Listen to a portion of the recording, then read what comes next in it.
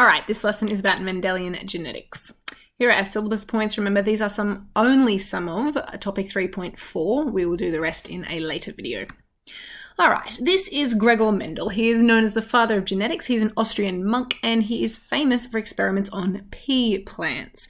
He initially worked on mice, but the bishop didn't really like that he was kind of watching animals have sex, so he switched to bees and plants. But he was also quite multi-talented, and he studied so many facets of science. Now, he died not having his work understood or recognized, but around 20 years after his death, scientists found that they could reproduce it, and it was quite reliable.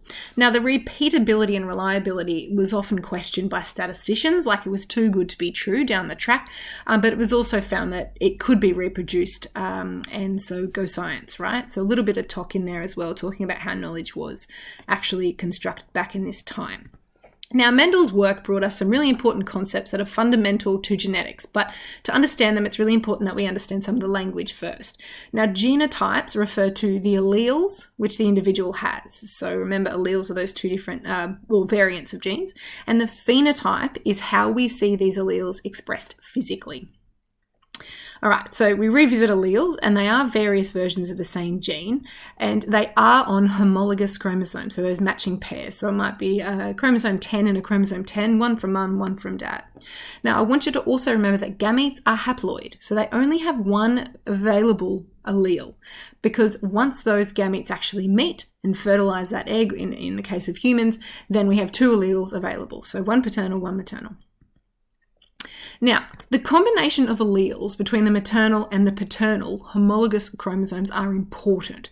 In homozygous, so this one here, in homozygous alleles, you have two of the same thing. So the allele you got from mum and the allele you got from dad are exactly the same.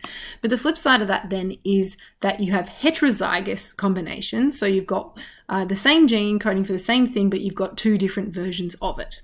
Now, it's the gametes that determine those combinations, and we often use letters like the capital A and the little a, or a capital B and little b, to indicate those different alleles. Now, there's so many different phenotypic traits that we can see that are considered to be inherited in this way that Mendel described. So we'll check some of those in class.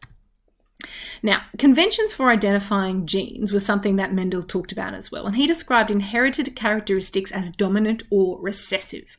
Now, dominant alleles mask recessive alleles, so they're expressed at the expense of the recessive ones. You don't get to see them. Sometimes they can sneak quietly away in the background, be passed down through family lines to pop out later on. So the dominant one always wins out, and we use a capital letter for that, and we use a small letter, but the same letter. Remember, it's the same gene, but a different version.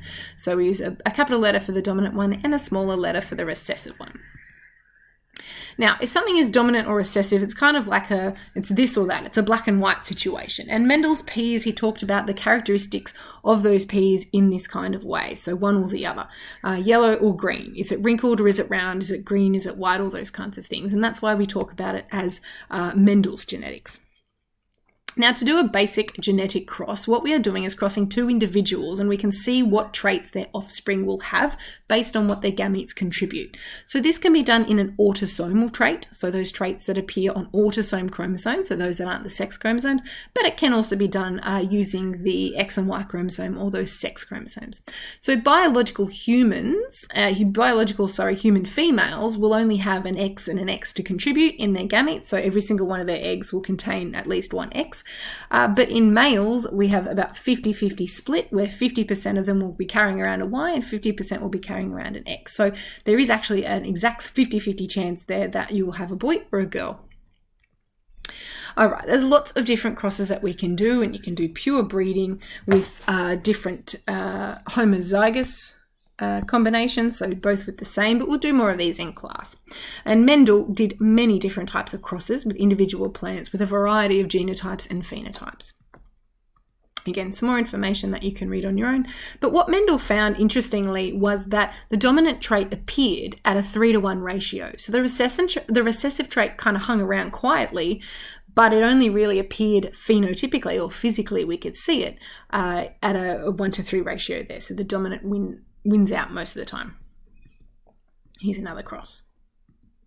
All right, the more traits we begin to consider, the bigger the Punnett squares get, and that's what these crosses are called. They are dihybrid or monohybrid crosses, depending on how many traits you are looking at, but they are known as Punnett squares. So we don't need to worry specifically about dihybrids. That's a higher level situation, but we need to think about Punnett squares that have one trait, or the monohybrid cross. Now, there are other types of inheritance that Mendel didn't consider at the time, but we can kind of forgive him because what he was doing was groundbreaking stuff. And this is called codominance, and it is different to our Mendelian inheritance. In codominance, both alleles are expressed equally and independently. So both traits you can actually physically see. There is no dominant and recessive. They are both able to be seen physically. So some examples, we see some spotty cows, we can see some speckled hens, and we can definitely see it in flowers along the place as well. Now, blood grouping is our most common and fantastic example of codominance, and there are antigens, which are proteins on the outside of the surface of the red blood cells, and codominantly in the ABO blood typing group, you can express both the antigens that are seen on the A group and on the group B. So if you're a type AB, you have multiple different types of antigens on the outside of your red blood cells that fit into the ABO blood grouping. And again, this is something we'll focus on in class. In codominance, it's a little bit different to the regular Mendelian inheritance because offspring phenotypes can actually be different to either of their parents. So if you have a parent who is an AB and one parent who is an O blood type, you can actually come out as a B, which is completely different to either of your parents. And same thing here. If you have a parent who is phenotypically an A and one that is phenotypically a B, then you might actually have a child that's an O or an AB or a B or an A, right? Lots of different options there.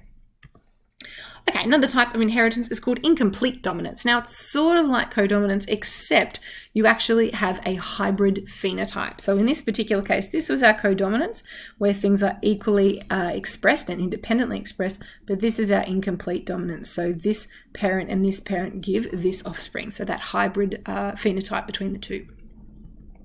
You often see this in flowers. All right, we can also have things not easily inherited from your parents because they actually appear there is a gene on multiple different chromosomes. So phenotypes can be determined by just more than one gene, and that's why we have a massive continuous variation in a population or a big spectrum of different things. For example, our skin tones and our eye colours. They are quite complicated and they are not necessarily, even though we speak about it, they are not as easy as simply getting this from mum, this from dad, and this is what you end up with. It can be a case of you have this very complex combination and this is how you end up. So once again, can I remind you, this is only some of the points for 3.4 and we will do the rest in another video.